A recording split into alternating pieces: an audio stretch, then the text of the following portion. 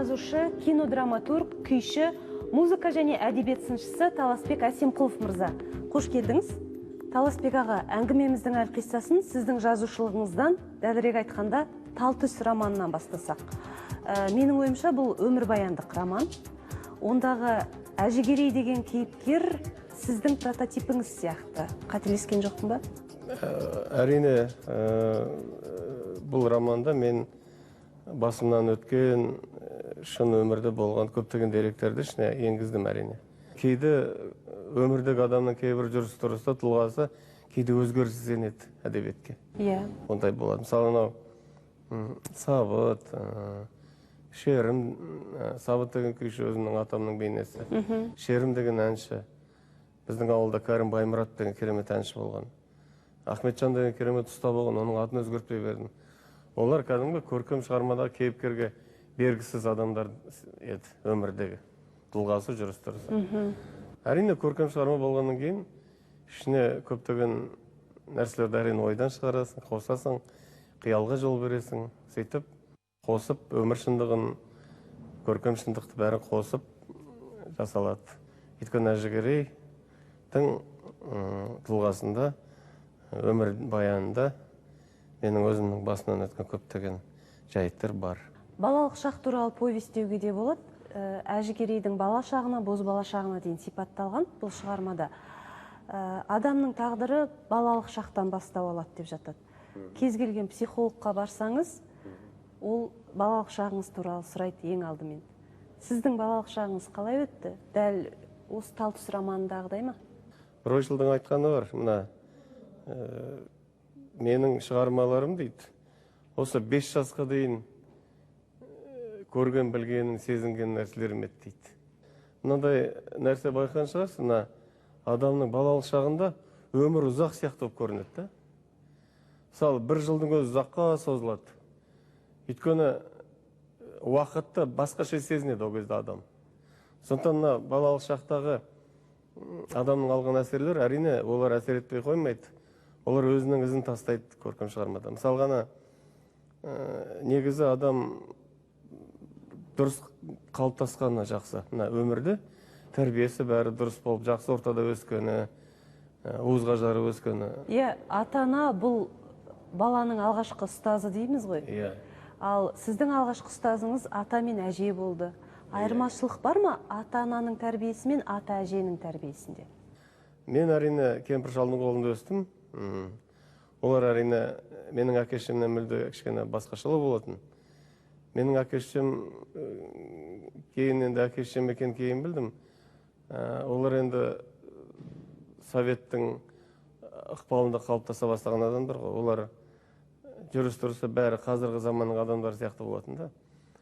Кемпір шал олар ескінің әлі қалдықтары бар, ескі көзқарас, ескі дүниетанымның адамдары ғой. Сондықтан мен екі дүниеде жүрген сияқты өстім бала кезінде. Мысалы, өзімнің туып өскен үйім, атам әжемнің үйінде бір ескіліктің ескі заманда жүрген сияқты боласың. Күй тартылады, ән айтылады, ескі шежірелер айтылады, әңгімелер керемет айтылады. Ал енді ана үйге барсаң, әке-шешең, онда радио бар, кітап бар, мүлгі қазіргі заманның әңгімелері айтылады. Ата-анамның әке-шешем екенін кейін білдім деп отырсыз.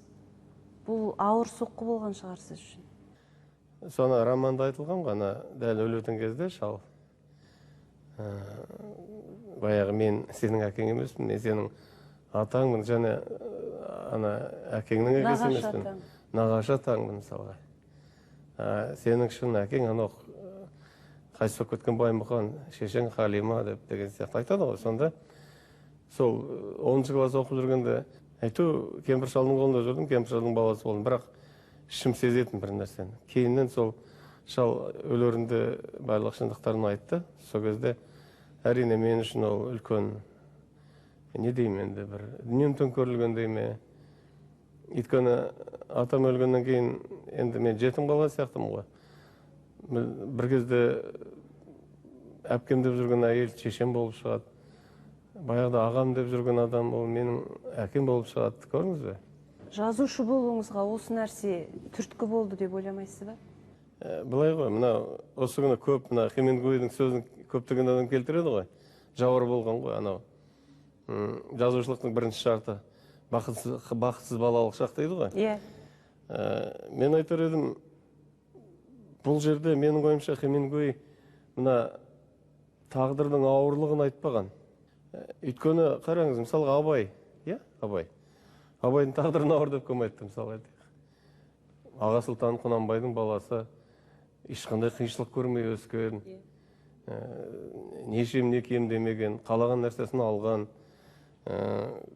мысалы уақытында үйленген, уақытында перзент сүйген. Яғни адам жазушы болу үшін ол мына адамның ішінде бір бақытсыздық болу керек. Адам өзін өзі бақытсыз сезіне алу керек. Тіпті осы байлыққа шомылып, жағдайының бәрі жақсы болып тұрған күннің өзінде адамның ішкі дүниесінде бір қанағатсыздық, бір осы күйіне көңіл толмайтындай, бір рухани жетімдік дейсіз бе, мысалға айтайық. Бір көңілі толмаушылық, бұдан да биік бір нәрселерді аңсау. Сабыт Ақсақалдың бір сөзі бар ғой, осы Тал түс романында айтылатын.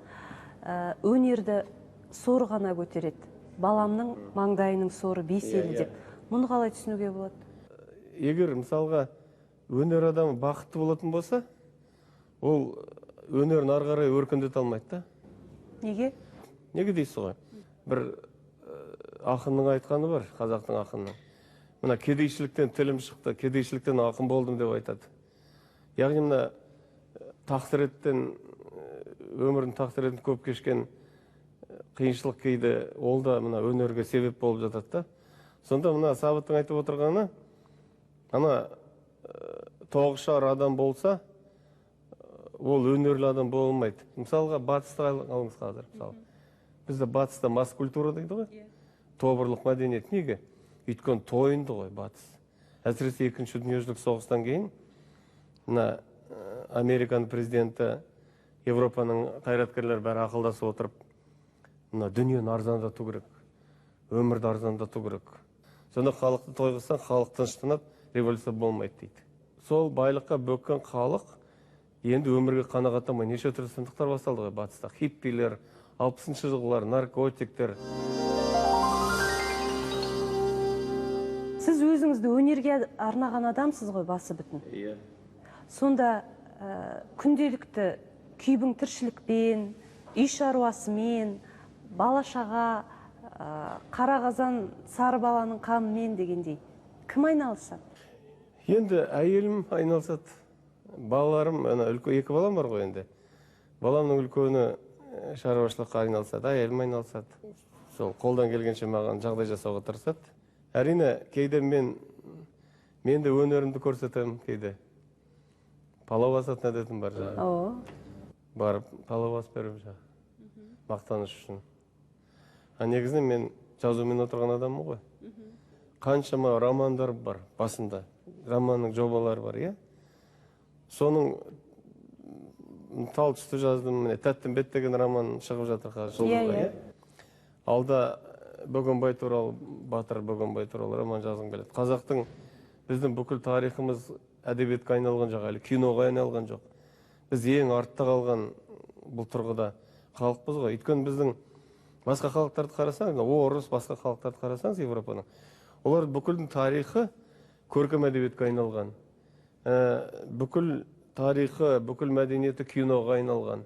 Жұбайыңыз Зира Наурызбаева, ол да жазушы, иә? Екі жазушыдан туылған бала. Ол философ. Қандай болады екен? Генетикалық заңдылықтар болады ғой, мысалы. Мысалы, балаларымыз айтып жатады, бізде жазушы боламыз, бізде сценарист боламыз деп жатады. Кім біледі енді, қандай дәрежеде оны кейде адам айта салуы мүмкін. Мысалы, мен бала кезімде, айтайын сізге, неге екенін білмеймін, мен геолог болам дейтімін. Неге? Геолог білмеймін, айта ол. Анау 4-ші класста бір табиғаттану деген кітап болды. Орыс мектебін оқыдым ғой мен, природоведение дейді. Сонда бір әдемі сурет бар. Бір геолог бір мынандай асу, таудың асуы. Бір керемет әдемі тау, жартас, соны бет балғамен ұрып, бір не алып жатыр, тас сындырып алып жатыр да. Сол геологтың тұрысы, табиғат әсер етті ме білмеймін. Мен геолог болам деп жүрмін, бірақ не екенін білмейтінмін соны. Кейін сол неге олай айтқанымды да білмеймін. Кейін мен жазушы болып кеттім. Мысалы адамның бойында бір қабілет болады. Кейде сол қабілетті адам іске асыра алмай өмір бойы басқа нәрсемен айналып кетуі мүмкін, мысалға айтайық.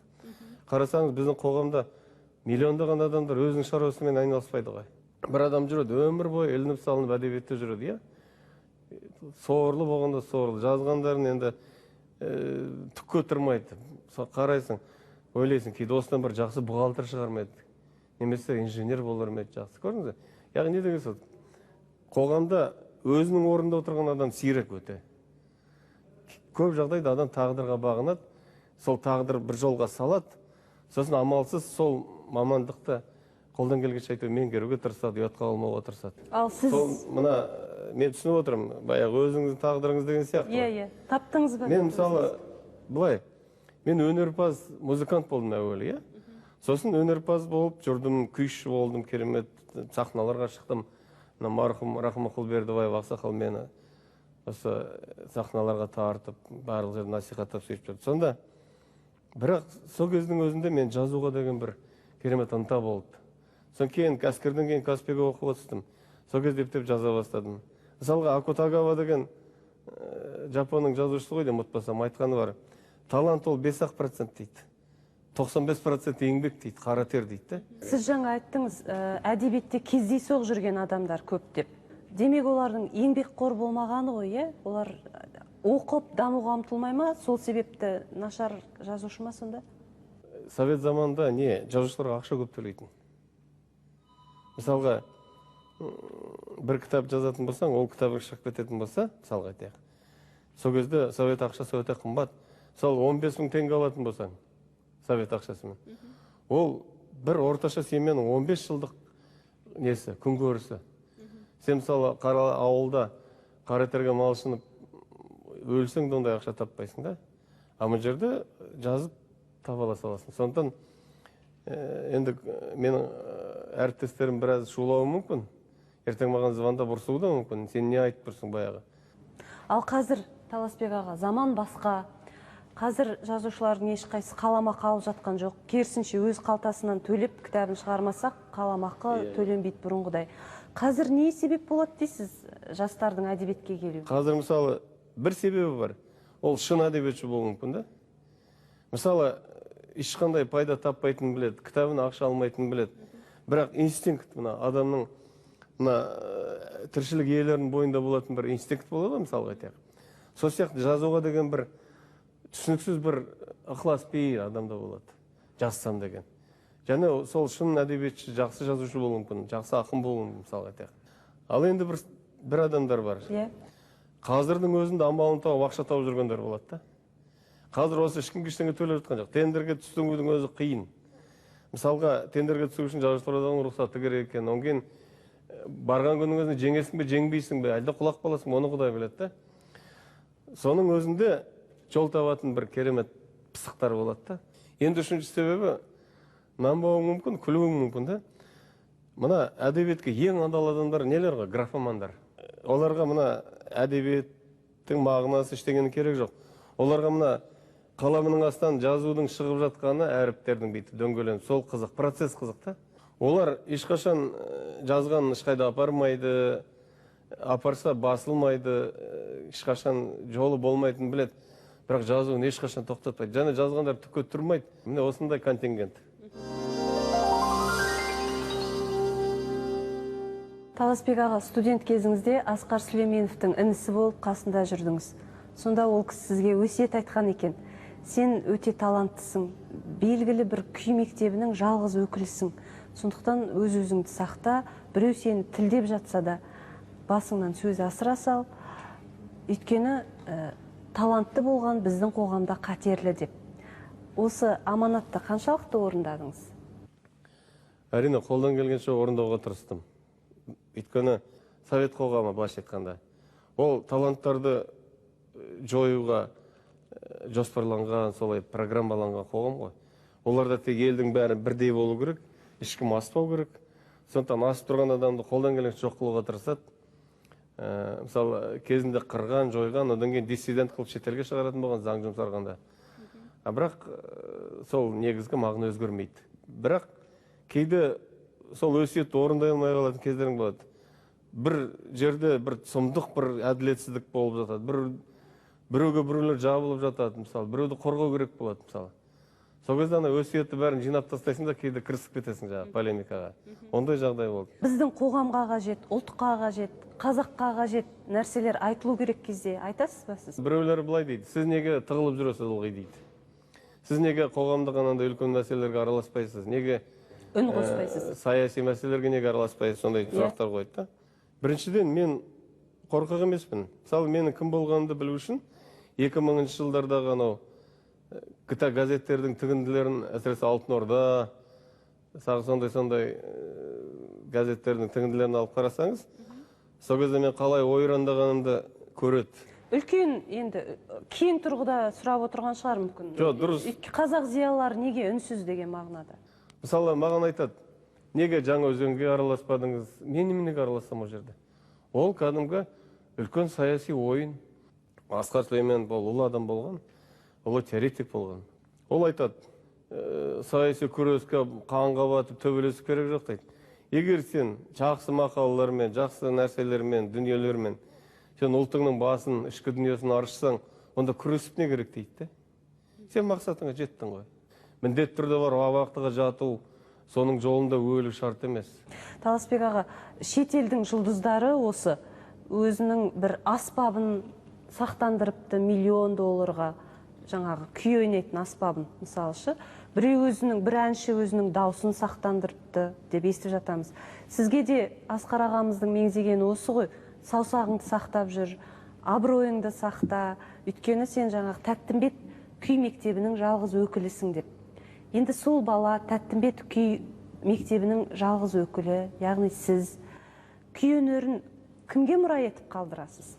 Шәкіртіңіз бар ма? Шәкіртім бар.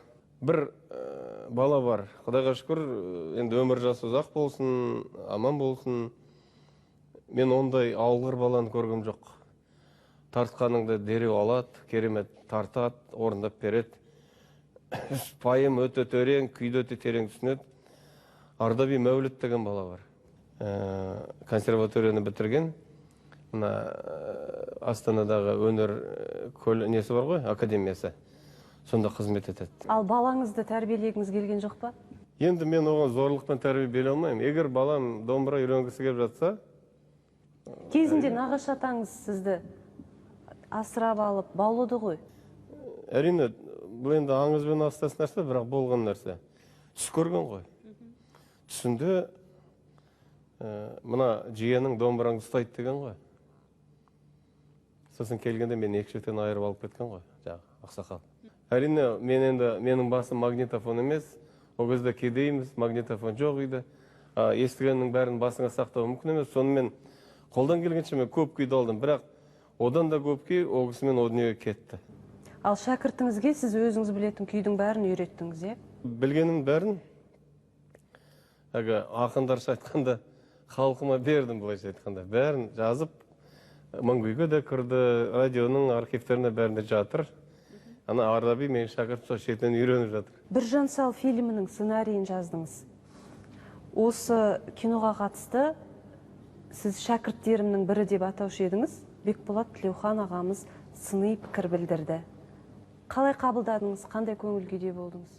Менің ойымша Бекболат депутат болғаннан кейін сол депутаттығынан айтқан болу керек. Мысалы, Біржан Сал деген кино түк өтірмейді, ондай пікір болмайды. Егер шында түк өтірмейтін кино болса, Біржан Сал. Егер шын кино сынынан хабары бар болса, Бекболат, онда мақала жазсын, дәлелдеп шықсын. Өйткені депутат бәрін білет деген пікір бар ғой бізде. Депутат барлық саладан хабары бар, барлығын білет. Сондықтан ана жерде сол жерде олар өнер танушы ретінде емес, депутат ретінде айтқан пікір. Сондықтан оның пікірі маған түкке тұрмайды, мен пікірді есептемеймін. Таласбек аға, қазақ киносы туралы осындай пікірлерді жиі естиміз. Қазақ киносы дамымай жатыр. Не нәрсе сіздің ойыңызша дамытпай тұрған? Жоқ, енді қазақ киносы дамымай жатыр деген менің ойымша. Бар ғой енді осындай пікірлер. Асырып айтқан сөз, өйткені кино түсіріліп жатыр, жақсы кинолар түсіріліп жатыр. Мысалы, енді өзім жазғаннан кейін мақтап отырған жоқ. Біржан Сал мысалға, Мың бала, керегіне жарады, қаншама адамдар жақсы пікір айтып жатыр мысалға. Адамның ойындағысы бола бермейді. Мысалы, менің сценарийлерім жатыр ғой қазақ фильмде. Томирис жатыр мысалы. Тұмар әжеміз баяғы Иранның шапқыншылығын, жаугершілігін тоқтатқан Кирдің басын алатын Тұмар ханым. Скифтің атақты, скифтар енді қазақтың арғаталары болып саналады ғой енді. Өйткені скифтан хундар, хундардан түріктер, түріктерден біз тараймыз ғой. Сондықтан біздің арғы тегіміз скифқа барып тіреледі. Сондықтан Тұмар біздің әжеміз бәріміздің, түрік халықтарынан. Мысалы, үлкен сценарий өмір бойы зерттедім, жаздым, бірақ жатыр, қозғалмай жатыр. Сосын тағы да қаншама сценарийлер жатыр. Жезтырнақ деген, Құнанбай деген кино сценарийлеріңіздің желісі бойынша. Иә, ол кино түсіріледі деп. Құнанбайды мен түсірілмеген киноға әлі ештеңе айта алмаймын. Сценарий жазылды, енді Алла біледі, ақша керек, қаржы болса түкті болмайды. 100 жерден керемет режиссер болсаң да, сценарист болсаң да, керемет азамат болсаң да, қаржы болмаса түкті болмайды. Ал енді Жезтырнақ өте өкінішті жағдай. Жатты қазақ фильмде, пәленбай жыл жатты. Содан былтыр Оңтүстік Корея бір әлемдік халықаралық бір конкурс өткізді сценарийлердің. Сол жерде менің сценариym жеңіп, Кореяға кетіп қалды. Оның неше өкінішті? Корейлер түсіреді ғой енді. Неше өкінішті? Корейлер нені адаптация жасайды сценарийді. Оқиғаның барлығы Кореяда болған болып шығады. Кореяның тарихының бір көрінісі болып шығады. Өйткені мен қазақ пен қалмақтың соғысқан кезең ғой, керемет жаугершілік бірін аямай кескілеген екі халық. Сол кезде болған Жезтырнақ, шын, кәдімгі экшн, кәдімгі қиял, ғажайып, күндіз жая кәдімгі адам, түнде Жезтырнаққа айналады бір әйел. Түнделетіп қанша кісі өлтіреді жаңағы. Ақыр әшкереленеді. Өкінішті әрине. Біржан Салға қайта оралсақ, сал сері бар ма осы қазіргі біздің заманда? Қазір сал серлік туралы түсінік бұзылып кеткен сияқты байқаймын. Сал серлер ертеде салдық серліктегі мынау ірілік, жомарттық, мысалы ардагер азамат, әсіресе қалмақ қазақ соғысында өлгендер, мысалы солардың бәрі сал серлер, рыцарлар былайша айтқанда. Ал енді өнерпаз, барлық жақсы қасиеттерді бойына, еркектік керемет қасиеттерді бойына сіңірген сондай адамды сал сер деп атаған. Ал қазір мына ол сөзде ұят жоқ. Мына жүргіш еркекті сері дейтін болыпты. Дұрыс қолданбаймыз ғой демек, серлік құрды деген. Неғұрлым коллекциясында әйелдер көбірек жеңген, бағындырған әйелдер көп, сол Дон Жуан еркектерді неге екенін білмеймін, сері дейтін болыпты да, сол сері емес. Күй тәңірдің күбірі деген сөз бар ғой. Сіз Құдайға жақынсыз ба? Бұл жерде мына күйшінің жүрегінің нәзіктігі айтылған ғой. Мысалы, жай адам естімейді. Тәңірі сыбырлап тұрады, үздіксіз сыбырлап тұрады, көбірлеп тұрады. Соны ояу, абай айтпақшы, ояу жүрек қана естейді. Яғни күйшінің жүрегі, өнер адамының жүрегі нәзік, сезімтал, сергек, ояу. Әрине, мен дәрет алу, намаз оқу деген ондай жоқ менде, жасырмайын. Бірақ менің ойымша діншілдік ондай емес. Қазір әлемдік физика, мына квантовая физика бар ғой, олар да соған келді. Мына дүние дейді, мына дүние сана бар дейді. Мына дүниеде, мына ауада, таста сана бар дейді. Адам айтса нанбайтын нәрсе. Мысалға, мынандай бір нәрсені микроскоппен қарағанда ғана, яғни бақылаушы бар кезде ғана пайда болады дейді, сен қарайтын нәрсең. А сен жоқ болсаң, анау да жоқ та. Яғни не деген сөз? Мына дүниеде бір сана бар да, мәңгі, ешқашан өлмейтін, ешқашан пайда болмаған, ешқашан жойылмайды. Біз соны әр кезде Құдай деп айтамыз, Тәңірі деп неше түрлі ат қоямыз. Соның құдіреті шексіз. Құдайға өзімше сенем. Және мына Енжілде мынандай бір керемет сөз бар. Ағаштың не екенін, ағаштың қандай екенін берген жемісіне қарап бағалаңдар дейді. Яғни мен діни адамдарды айтқан сөзіне қарап бағаламаймын, істеген ісіне қарап бағалаймын да. Таласбек аға, әрине әңгімеңіз өте мағыналы, қызықты, бірақ өкінішке қарай эфиріміздің уақыты шектеулі. Сондықтан бүгінгі риясыз сұхбатыңызға алғыс білдіреміз. Мен де ризамын сұхбатқа, рахмет.